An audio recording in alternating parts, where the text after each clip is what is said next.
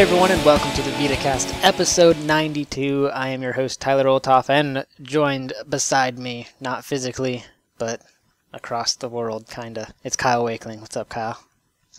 Not too much, Tyler. What's up with you? Not a whole lot either.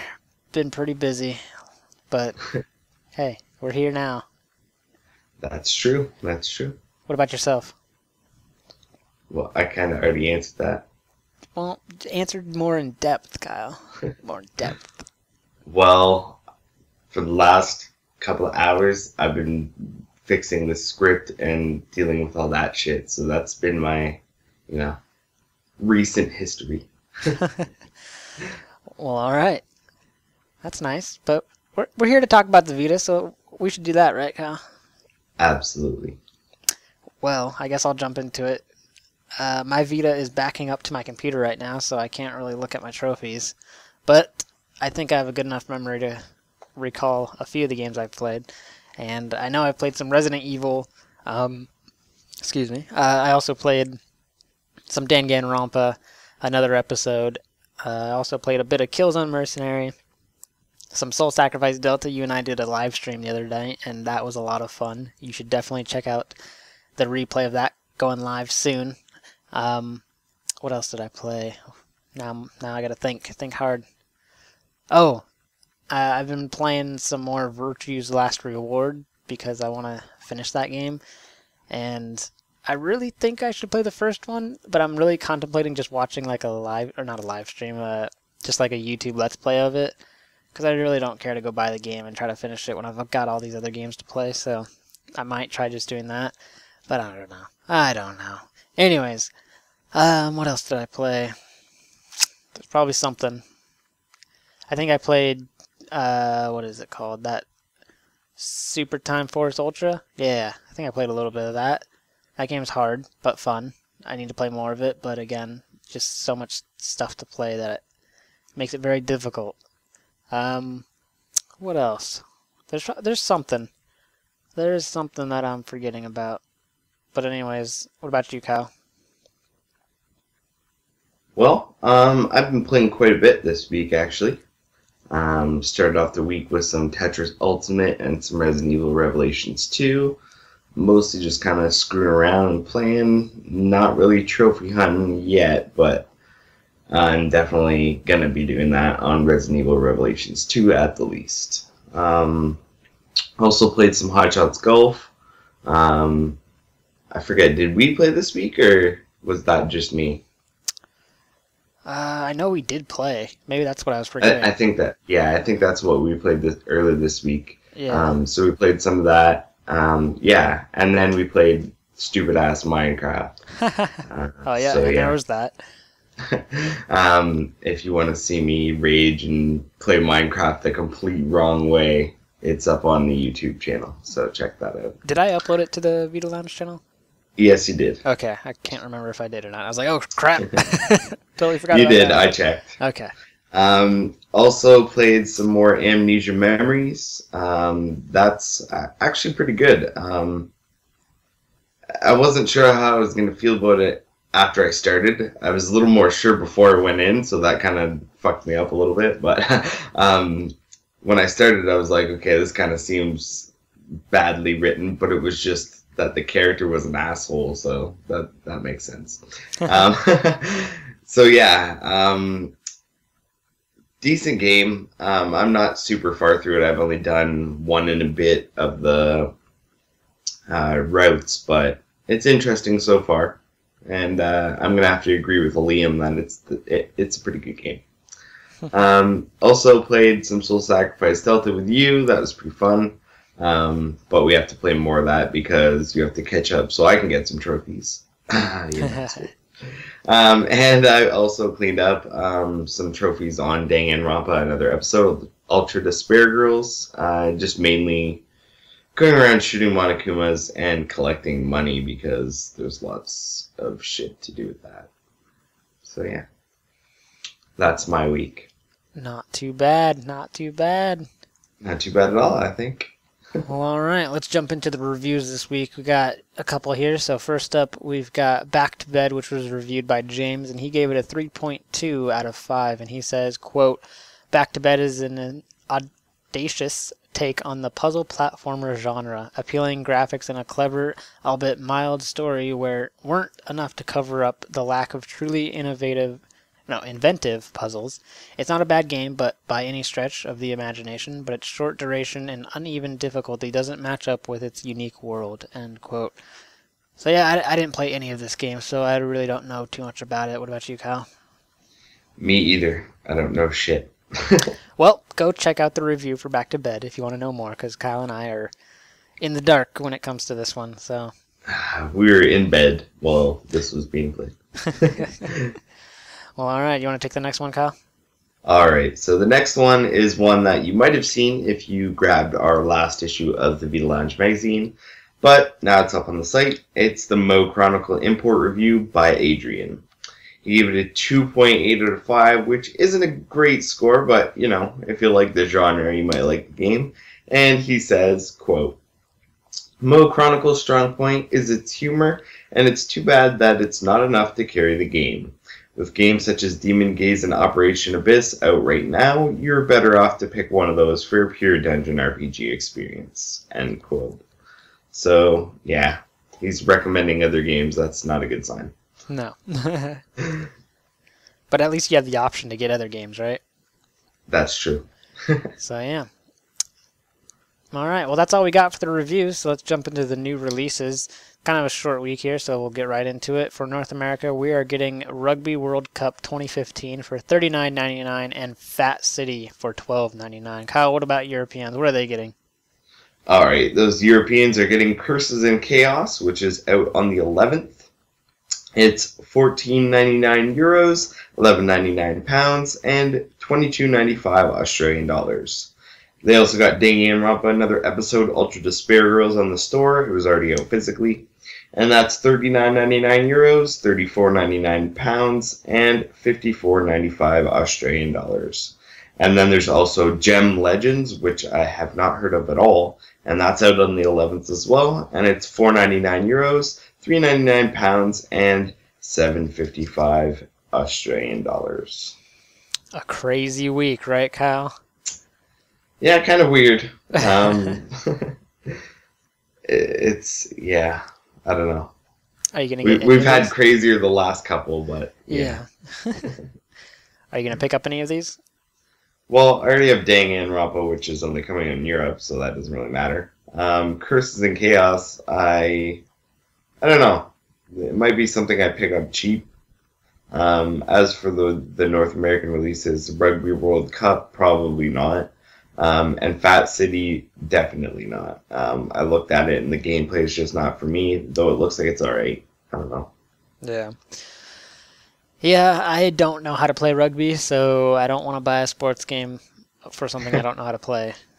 So makes sense. Plus it's $39, so that's yeah, pretty that pricey. Yeah. Fat City is just not really interested in it. And I've got so much other things to play right now, so it's going to have to sit there and stay fat for a while. So yeah, that's all we've got for the new releases. Let's jump into the news.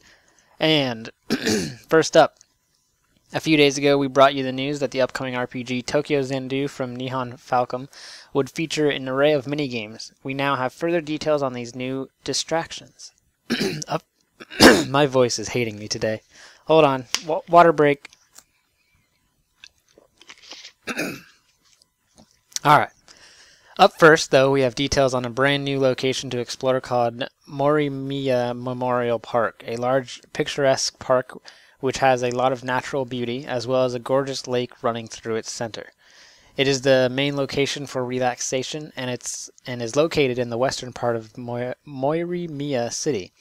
As well as picking up a light snack from the small cafe and crepe stand, you can also enjoy running track to burn off those calories, most likely gained by the crepe you just devoured. Or you can explore the date spot. The final area of note is the skate park, which leads us to the first minigame, skateboarding. Playing as Ko, you can play a skateboarding minigame which has dedicated courses. This game involves you collecting flags throughout the course within a certain time limit. You'll even get a chance to show off your boarding skills, as there is a trick area at some point in each course with gimmicks you'll have to perform to finish the course. You may even be treated to premium prizes. Gate of Avalon. This game is based on the Blade minigame that featured in the Legend of Heroes Trails of Cold Steel. It's a Ono on 1 card game in the Tokyo Xanadu. Ko will battle non-party member city dwellers. You start at level 1 but move up the ranks by defeating other players. There may even be a final surprise when you face your last opponent. Michi Panic with Magical Girl Magical Alyssa. A limited collaboration version of the evil Michi wacky game, Michi Panic, with the TV anime Magical Girl Magical Alyssa. Almost identical to Whack-A-Mole, the aim of the game is to use your Pico Pico hammer to exterminate the evil Michis, who are constantly emerging from holes in the ground. Based on your score, you will earn a bonus rank. Depending on how well you rank will determine the rate of medals you receive. Earning a high score will earn you rare items. Tokyo Xanadu is due out in Japan September 30th. The latest title in the Atelier series, titled Atelier Sophie, The Alchemist of the Mysterious Book, will be arriving on PlayStation Vita in Japan on November 19th. And ahead of the release, we have been given details of 3 new characters as well as a few more pieces of information in regards to the in-game features. Let's start with the new characters. Tess Hetzman, a showgirl who is working at a cafe to support her family. She is bright and simple-minded troublemaker. Meklet, a young boy who appears before Sophie. He seems very interested in alchemy, but his intentions are unknown. He may have a childlike appearance, but he can still sometimes see through to the true nature of things. Atomina, a young girl who is always by Meklet's side. Compared to her companion, she is more on the quiet side. She tends to act her age most of the time. Newly revealed features include obtaining vouchers as rewards. Certain items can only be obtained with these vouchers. Its effects are unknown, but the sinister-sounding Dark Ticket is a feature in the game. There will be group requests where you'll be contracted to collect materials and battle monsters in the same area. Rewards for these requests are set higher than normal requests. You can learn all about different items and monsters by eavesdropping on conversations in the cafe. Perhaps the best new piece of information is the fact that you can make plakta? I don't know what that is. Wear only chocolate instead of clothes. That's weird. Atelier Sophie, the Alchemist of the Mysterious Book, is the 17th main game in the Atelier series, and as previously stated, releases November 19th. Next up, Killing Bites Fighter has been announced and is in development for PlayStation Vita and PlayStation 4. This news comes from the latest issue of the Japanese magazine Monthly Heroes. Killing Bites is a manga series written by Murata Shinya. It tells the story about a college student named Nomoto Yuya who gets involved with some messed up peers who forcibly kidnap girls. Unfortunately for those gang rapists, the girl they attempted to abduct while with Yuya just happened to be an animal-human hybrid named Hitomi, who has mixed DNA with a honey badger. Okay. There are 2 other known characters, both females, who share genes with a leopard and a salamander. With the countless variety of different animal-human hybrids, this could potentially end up being a very unique fighting game. More details for the new Killing Bites Fighter will be revealed soon, but we do know that it is essentially a brawler type of fighting game. The game is slotted for a spring 2016 release. And sounds quite interesting. Oh, yeah. Alright, moving on. Those of you that read everything we post may already be aware of Drive via Tyler's PAX Prime write-up, but for those of you who hadn't noticed, we can tell you a little bit more about this upcoming racer from different cloth. Studio head Gordon Midwood spoke to the PlayStation blog to talk about their upcoming racer and showed off the teaser trailer, which is available on the site. Described as the only racer to let you move more than one track at a time, Drive is a fusion of arcade racing and track management. You need to manage multiple tracks simultaneously, and although when you switch, the AI will take over for the driving, unfortunately the computer racers are described as less than competent, so relying on the AI to win races for you is going to be less than fruitful, which means that you will spend each race hopping from track to track quite frequently. Gordon calls this Cretinous driving artificial idiocy, and playfully suggests that it is uniquely powered by our intelligent stupidity engine. Gordon says that the game will feature, quote, an amazing soundtrack by the world's state-of-the-art synth-prog post-rock band Zombie, end quote, and says that from a visual point of view, the game will have those trippy retro future visuals all the kids are hallucinating over. In addition to funky tunes and looks, Drive Drive Drive will be set across different galaxies, multiple gravities, and will also feature a track collector allowing you to create, play, and share your best tracks and challenge your friends in multiplayer.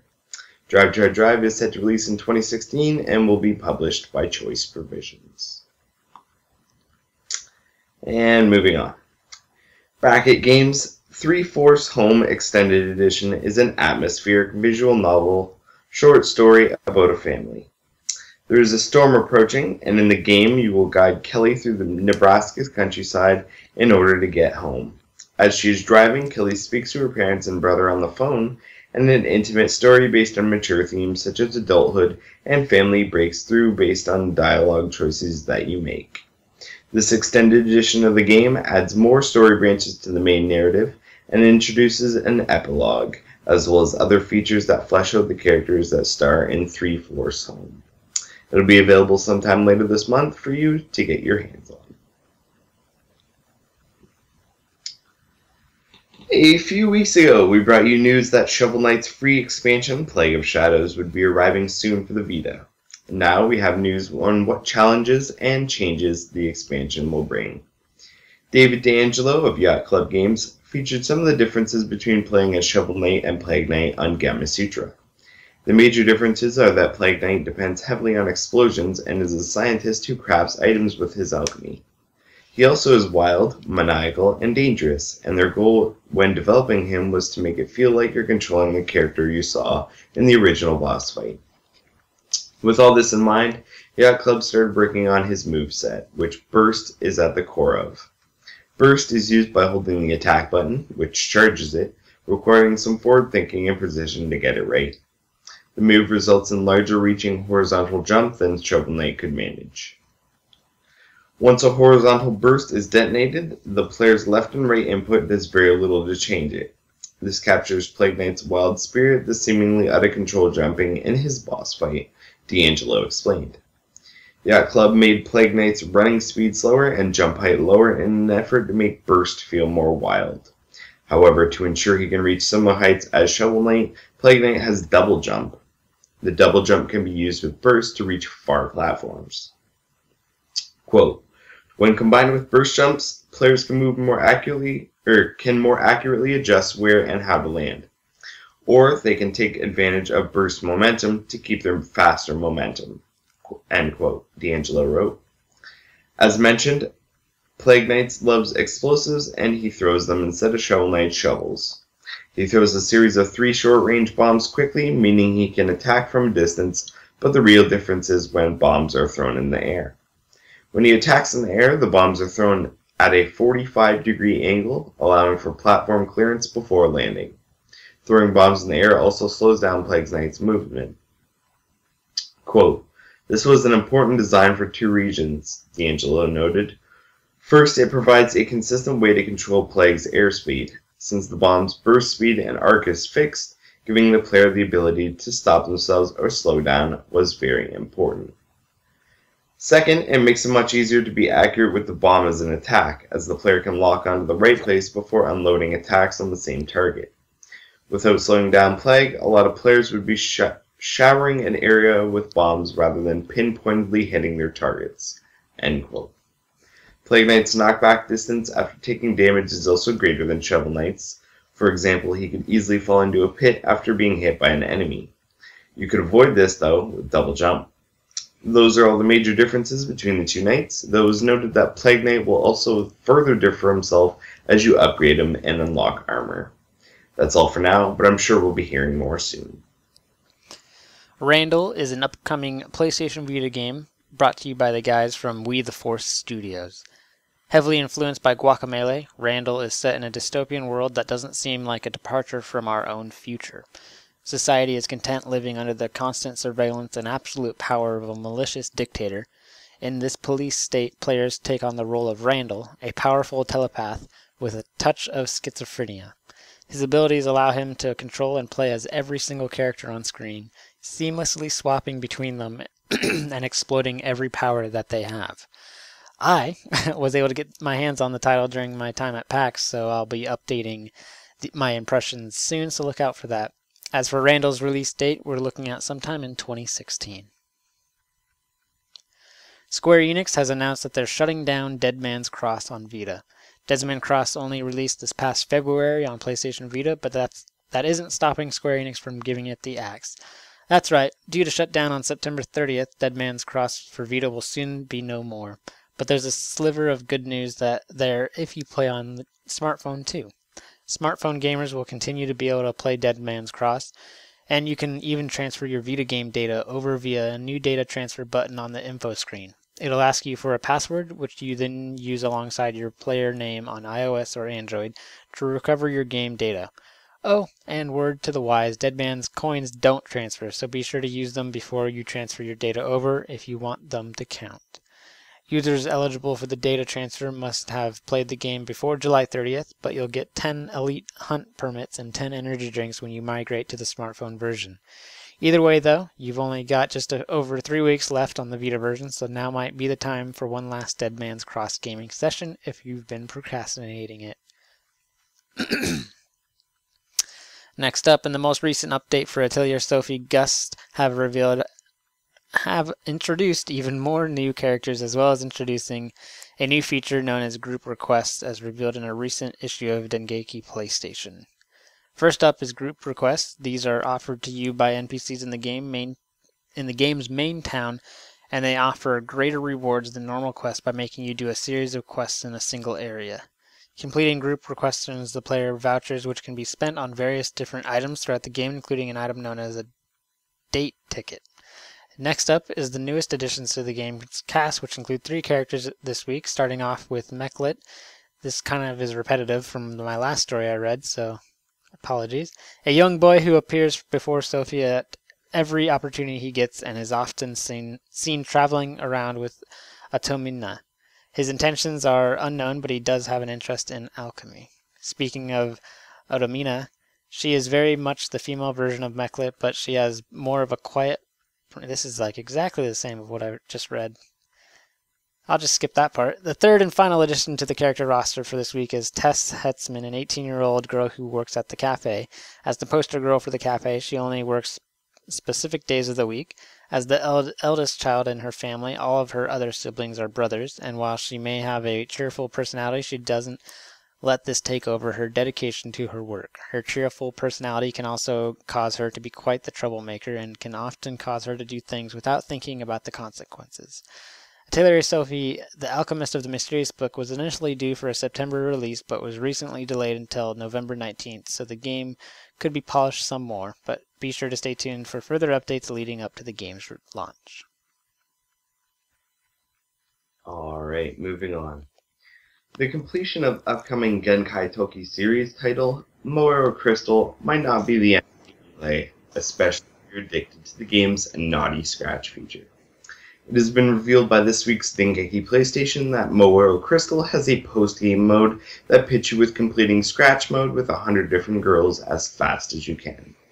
They advise that you train your hands and fingers if you want to be quick, but I think that's a little lewd. Anyway, Moero Crystal is due out in Japan on September 25th. And now for a really long one.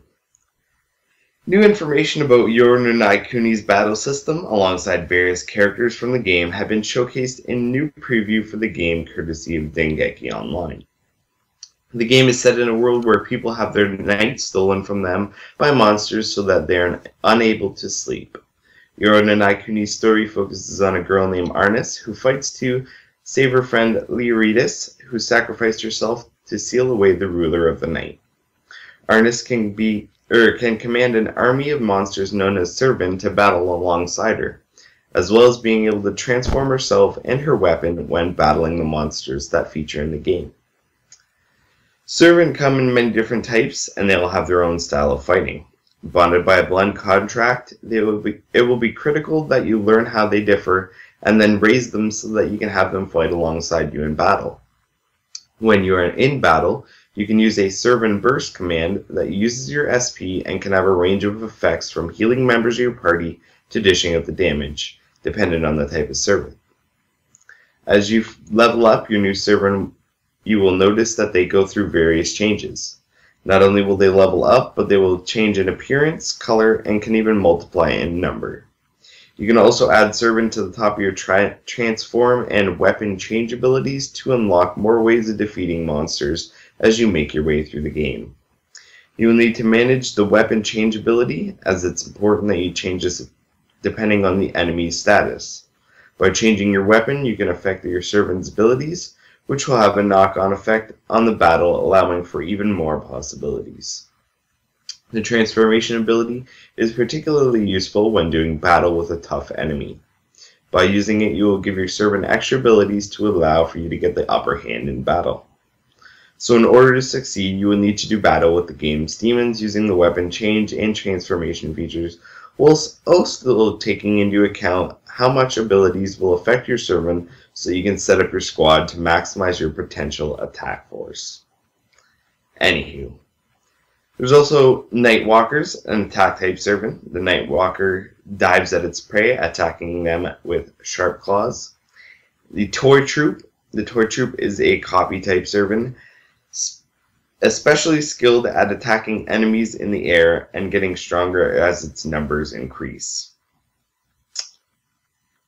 Next up, we look at changing form by the wielder's sure will, weapon change. Using your weapons is key in Euro and Naikuni.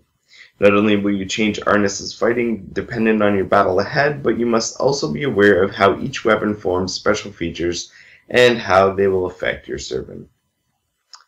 First up, we have the sword, the trusty sword. Although the most basic of all the game's weapons, the sword has a balanced speed, making it extremely easy to wield. Then there's the gun. With an incredibly fast rate of fire, the gun allows for you to stop an enemy dead in its tracks so that you can get up close and continue with the onslaught. With the gun being a ranged weapon, you will be able to attack from a distance while your servant stands in front of you to protect you. There's also the warhammer. Although slow when compared to other weapons, the warhammer is especially strong and effective when you find yourself surrounded by many enemies. It also has a special ability whereby each blow from you or your servant has a chance to knock your enemy temporarily unconscious. There's the short sword.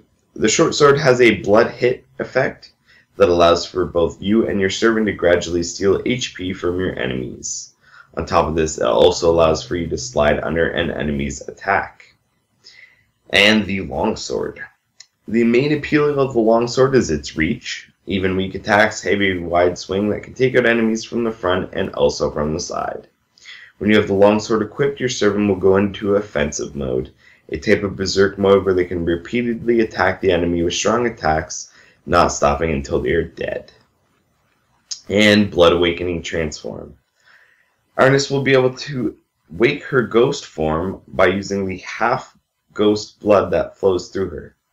When this is combined with her servant, she can assume various forms, each having their own abilities that can unleash powerful attacks on her enemies. When you're on the servant selection screen, you will notice that each servant has an icon in the bottom left that will show you what form you can transfer into, alongside some colored marks. Once you have acquired the necessary amount of marks, you will then unlock that form for use in the game. The one thing you won't be able to do is transform at any given time. When you are in battle, you will need to fill a transform gauge by making chain attacks. The higher the chain, the faster that the gauge will fill, unlocking the ability to transform. The form that you can take on will depend on which servant you use, and once you are transformed, you can give your servant special abilities. There's the demon form. You can attack with the power of fire whilst also boosting that servant's attack. The rabbit form. While Arnis may look cute in this form, do not let its looks deceive you. She is incredibly fast and tough when in rabbit form, and her servant will also benefit from a speed boost. The phantom form. A great form for healing both SP and HP. The Phantom form will also speed up your Servant's SP healing speed, as well as letting you use your Servant burst without any limits. The Armor form. This form specializes in defense, and not only will it make you tougher, but it also raises the defense of your Servant. And the Nightmare form. This form is a special form amongst the others that can be used only once certain criteria have been met. The Nightmare form is extremely intimidating, with big black wings and armor in addition to attack, power, and range and speed boosts, while also allowing for you and your Servant to ignore enemy attacks. Next up, we have information on Pure Blood battles. With the almighty task of finding a wide variety of monsters, Arnis will find that eventually she will come across enemies that are purebloods. These enemies are ghosts that are unable to let go of their desires, testing the limits of Arnis's powers. Christophoros, possessing the ability to attack using sound waves from the instrument that she wields. Christophoros has been an ally of Arnis in the past, begging the question of why they are fighting. There's also Mistral, attacking with her folding fan and constantly toying with you whilst you fight. Mistral also has a device that spits out monsters that attack you, not stopping until destroyed. We also have information on supporting characters. As you progress through the game, Arnis will meet other characters that have been affected by the ruler of the night. Each of these characters possess their own wishes and dreams that will really test Arnis's determination and will to protect Leoridas. The characters that you meet won't necessarily be human, with some being ghosts and others that are affected by the blue blood. First up is Leoridas, a kind-hearted girl who's destined to seal away the ruler of the night and who Arnis so desperately wants to save. Her unwavering faith is a constant sore point for Arnis. There's also Simon, a former knight who speaks to Arnis in frank about his past so that she doesn't make the same mistakes. There's Lloyd, a merchant who leverages his connections and gives Arnis helpful information, but also hides a secret. Professor Arukado, he possesses a black book that supposedly contains information on how to seal away the night. Could this book contain the information Arnis is looking for? Christophoros, unable to let go of her long-lost teacher, Christophoros is an antagonist towards Arnis. What happened between them in their past? Mistral, hidden away in a palace, Mistral has taken a special interest in half-blooded Arnis and tempts her with becoming a full-blooded ghost. And Corinne, a holy knight who's wrapped up in similar circumstances to Arnis. Corinne gives her helpful advice about the blue blood. Yorona Naikuni is due to release in Japan next week on September 17th. Alright, next up, finally. We recently brought you news of Hatsune Miku, Project Diva X coming to the Vita, and now we have some news on what the game will feature. In this week's Famitsu magazine, 3 new modes were revealed for the music game. First up is Live Quest mode, which will let you choose quests from 5 different areas where Miku and the others level up by clearing the stages. To do this, we will have to fill up a certain amount of voltage in their respective stages. The Diva room will also return from past titles in Live Quest mode, and as you progress through quests, you'll see events that have conversation between characters in it. The next mode is Rush Notes. During a stage, you'll see Rush appear on the screen, and that signals you to mash the corresponding button repeatedly for a higher score. The last mode revealed is Module Drop. Modules were previously costumes that you would get by acquiring Diva points in previous iterations of the series. However, you will get them randomly now, with quests giving you a higher chance of dropping certain ones, officially called Chance Time. We also have some news on what some of these modules will be, along with some of the tracks, all courtesy of Silicon Era. The first track is Renai Saibon by 40MP and features the Judgment module.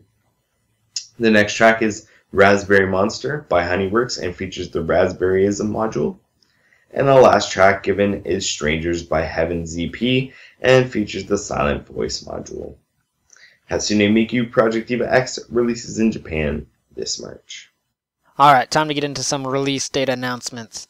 First up, Furyu has announced the release date for their upcoming anime source title, Hamato Umaru-chan Umaru Training Plan, a visual novel adventure game with virtual pet simulation-style gameplay thrown in. Umaru Training Plan was previously announced for release this winter in Japan, but now we can get a little more specific. I already said the name. The Umaru Training Plan is due out on December 3rd and will come in both standard and limited editions. The limited edition version of the game is set to come with a special art booklet featuring illustrations by series creator Senkaku Head, a drama CD, a bath poster, DLC for an original idol costume, 4 alternate pieces of cover art, and some special edition packaging. Pre-orders included DLC for another original costume called Swimsuit Santa, so get to pre-ordering if this one sounds like it's for you. The enhanced edition of Tokyo Twilight Ghost Hunters has been dated for release in the land of the rising sun, coming to Vita gamers with a revamped battle system and newly written episodes surrounding some of the key characters. Daybreak Special Gigs has been dated for Japan, hitting the region on November 26th. Not much else has been revealed yet, but you can be sure that when it does, we'll be letting you know. Compile Heart has announced a delay for Death Under the Labyrinth. The upcoming PlayStation Vita dungeon RPG will be pushed back from its October 8th release date until December 17th. Compile Heart mentions several reasons for the delay of the game, although further details were not confirmed at this time. Alright, the home stretch, guys.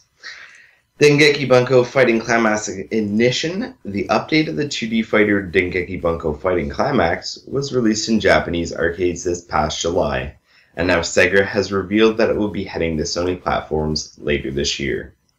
The game will release on PlayStation Vita, PlayStation 3, and PlayStation 4 on December 17th in Japan. The arcade version of the game included new characters Kenzer Barbotage from Heavy Object and Emi Yusa from The Devil is a Part-Timer, as well as new systems and balance updates for different characters. Ignition will include the popular Dream Duel story mode from the original game, accompanied by new character situations. A network mode will also be included, as well as a training mode so you can master your skills to become the ultimate fighter, and a gallery mode where you can view various in-game illustrations. It was also revealed that first print bonuses of the game will include a download code for an original custom theme, so get on that if you're interested, although the other one hasn't even released here yet. Anywho, moving on. It's time to strap on your helmets and get ready to hit the jumps as Pump BMX Plus is about to make its debut on PlayStation Vita. It was first announced back in June, but now Curve Digital has given us an exact date as to when we can perform some killer tail whips and 360s on our Vitas. The good news is that it's right around the corner. Pump BMX Plus will be available as a cross-buy title with the PlayStation Vita, PlayStation 4, and PlayStation 3 starting on September 22nd. The game features a full licensed soundtrack, leaderboards, beautiful animations, and over 500 challenges to keep you busy and keep you coming back for more. The bikes are authentic, the gear is authentic, the tricks are authentic, and grinding out backflips on top of a glacier is authentic? Well, at least the bikes and tricks are spot on. There's no word on pricing, but we won't have to wait long to find out.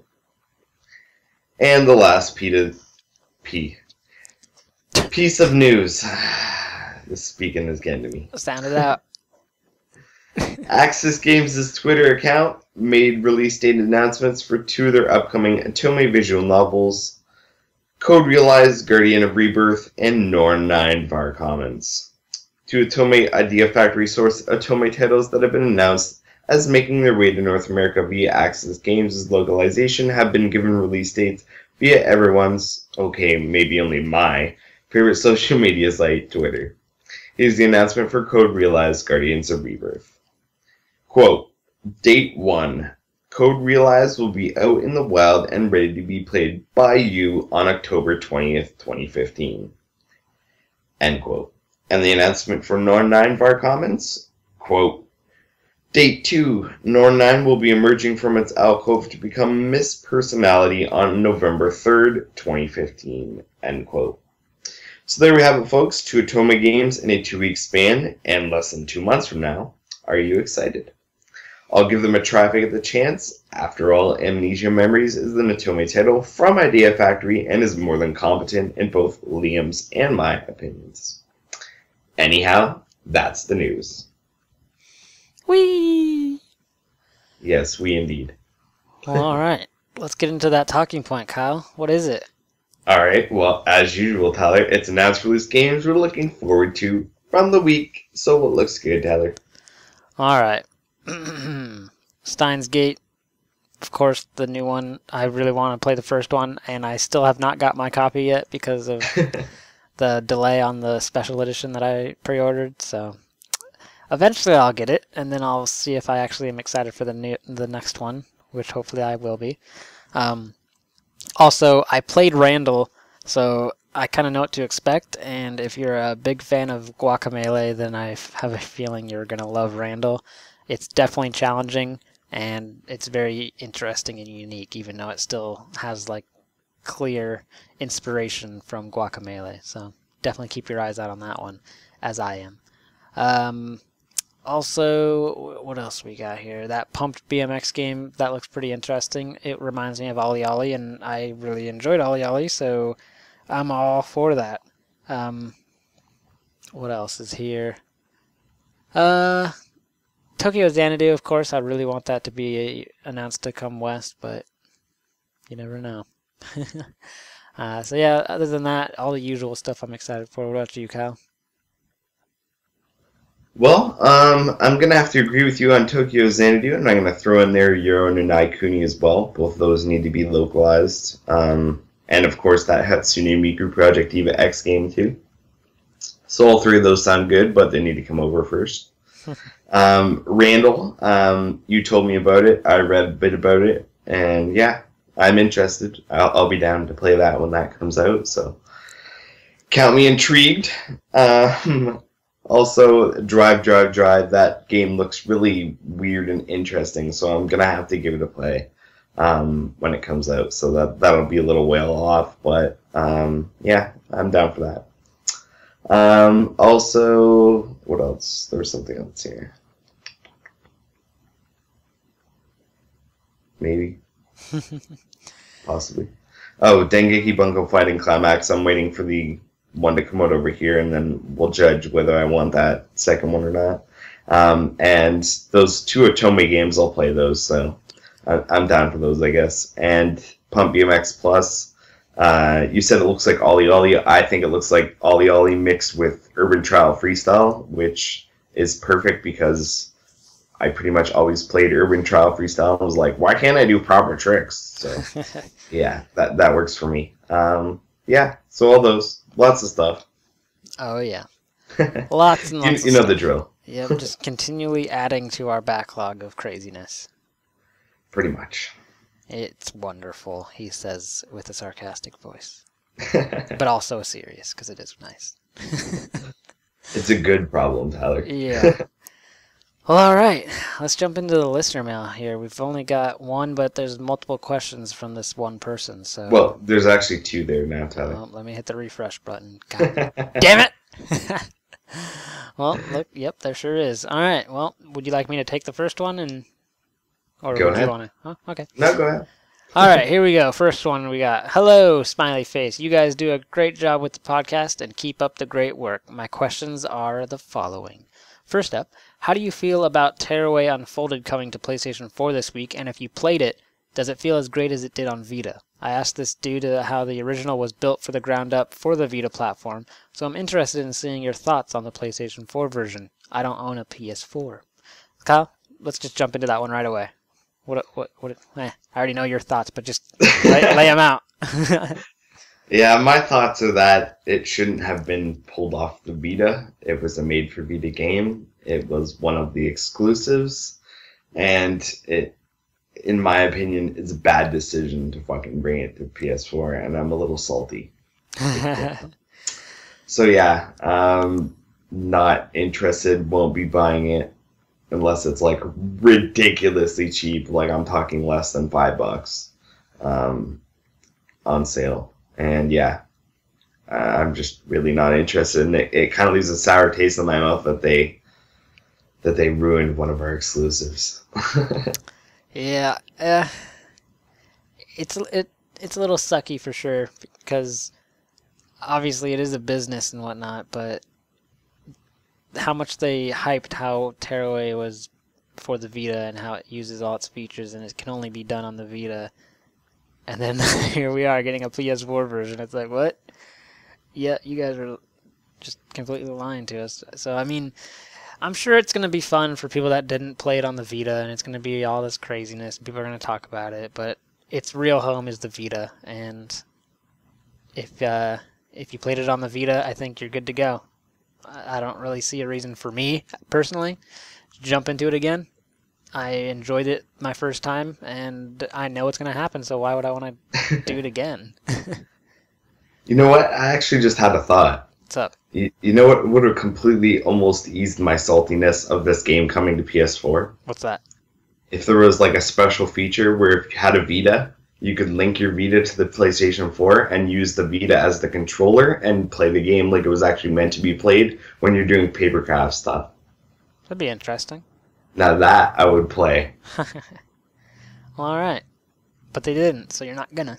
Yeah. So yeah, there you go. Well, alright, yeah. Kyle and I are both a little salty on that topic right there, so yeah, that's our thoughts. The next question he has is, which PlayStation Plus game for September are you guys enjoying the most? Super Time Force, La Mulana, and Exo Drifter are all great additions to the Vita library, and I'm wondering which one you guys are likely liking the most. Kyle? Well, unfortunately, I haven't played any of them. I've tagged all three of those games. I've actually downloaded Super Time Force, but I have not had time to play any of those. I've been busy with editing and writing and all the other fun stuff, getting this new laptop set up, all the details that I needed to get done.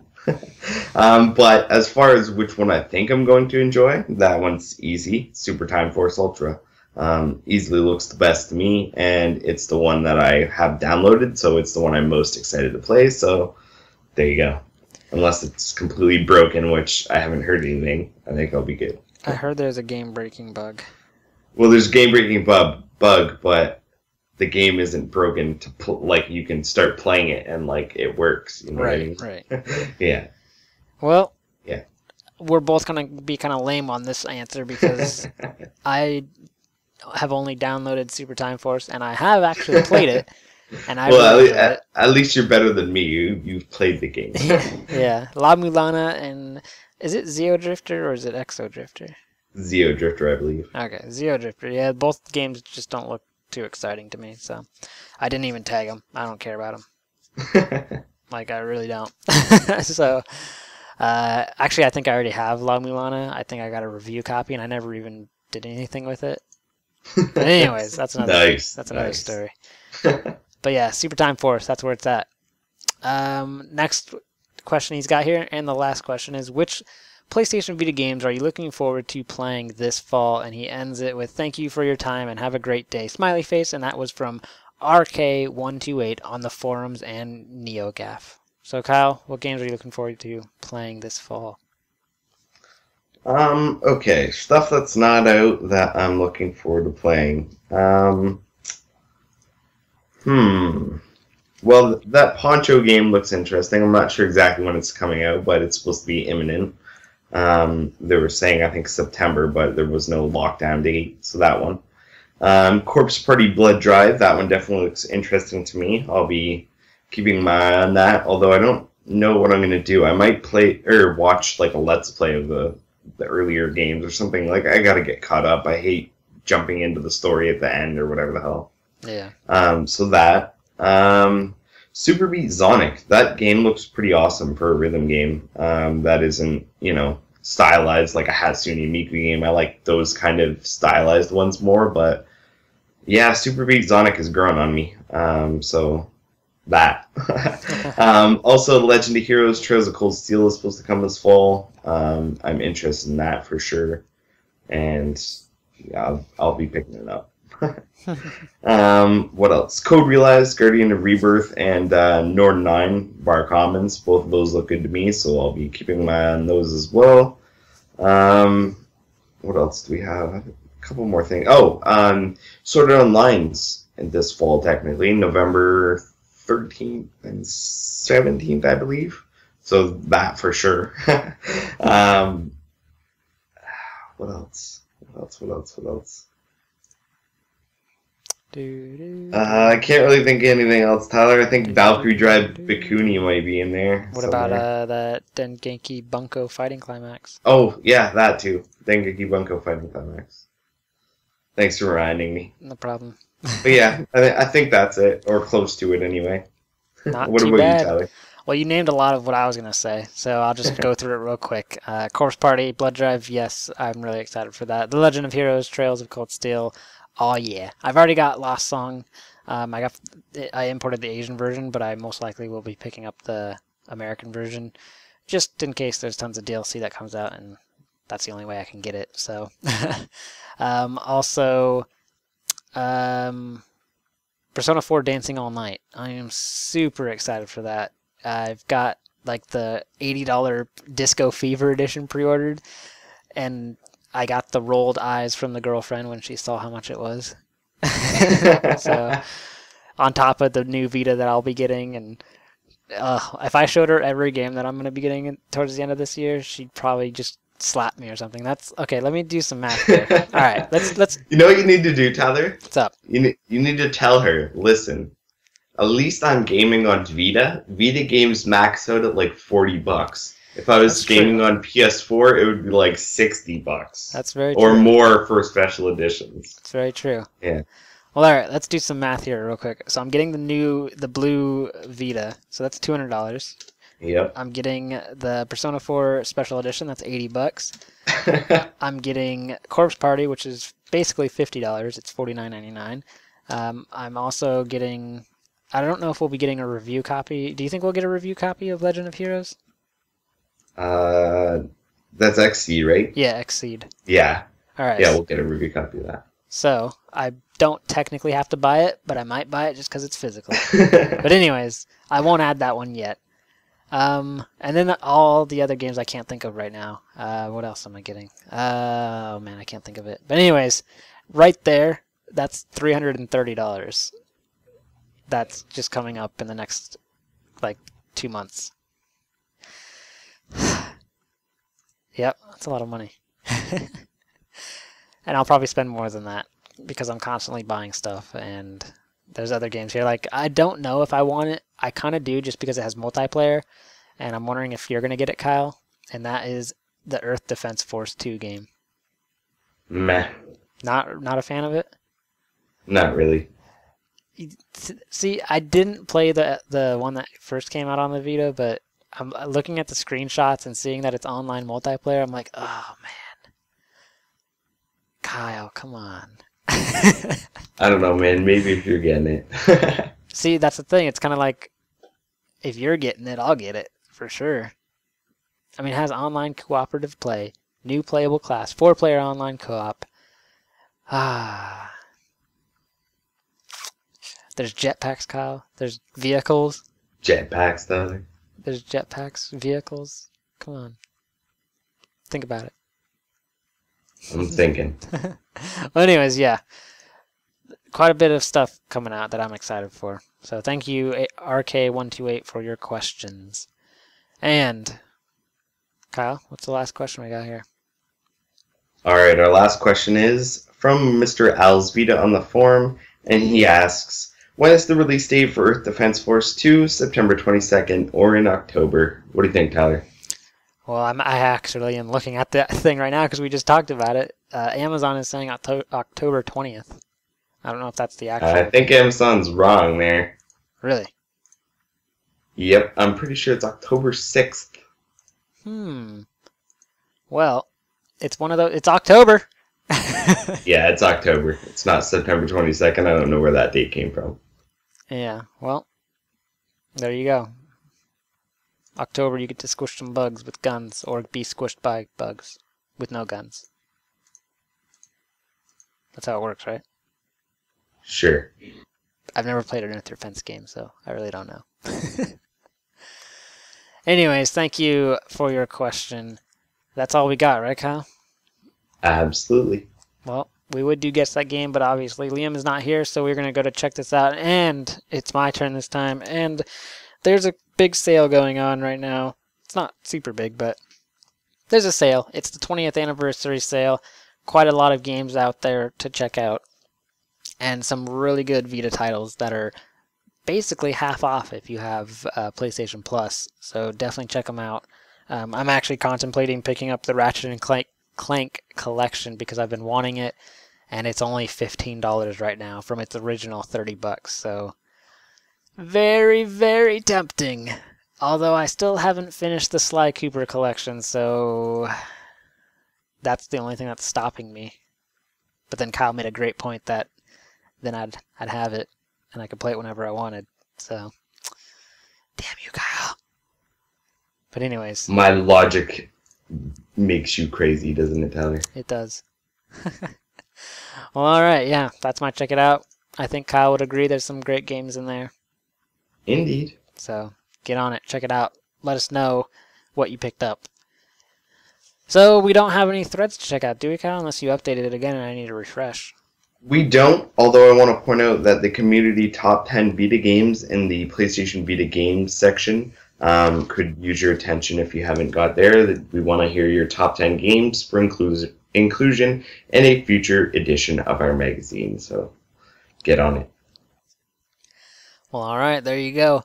Let's get on out of here. If you've got listener mail or comments, contact us via I always want to say Vita, via mediaservices@thevitalounge.net. You can find everything we talked about on thevitalounge.net, the news, the reviews, featured articles, store updates, the podcast, a community forum, and a magazine, both digital and physical. You can support the site and get physical copies of the magazine via patreon.com/thevitalounge. We're on Twitter, just look up at The Vita Lounge. I'm at Mr. PS Vita Reviews. Kyle is at Teflon Tactics. We're also on Facebook, just search The Vita Lounge. We also have a YouTube channel, youtube.com/loungeplay. We post up the podcast. We post up previews for upcoming releases for each month on the Vita. And we also just posted up Kyle hating Minecraft. Yes, we did. And trolling my little house we were trying to build. Kyle, we gotta Best live. part. We have to survive. Best part, Tyler. Best part. I will not go find you in a zombie apocalypse because you'll just destroy everything and let the zombies in. Tyler, I'll be the only one alive when the zombie apocalypse happens. I'll probably have started it. Come on. That's true. All right. Anyways, this podcast is also available on iTunes, the Podbean. I don't know why I said the. It's on Podbean, Stitcher, YouTube, and via direct download on the site. So go grab it on whatever platform you choose, subscribe to us, and rate us and let us know how we are doing. That's it. That's the Vita Cast episode 92. We're out of here, Kyle. Vita for life.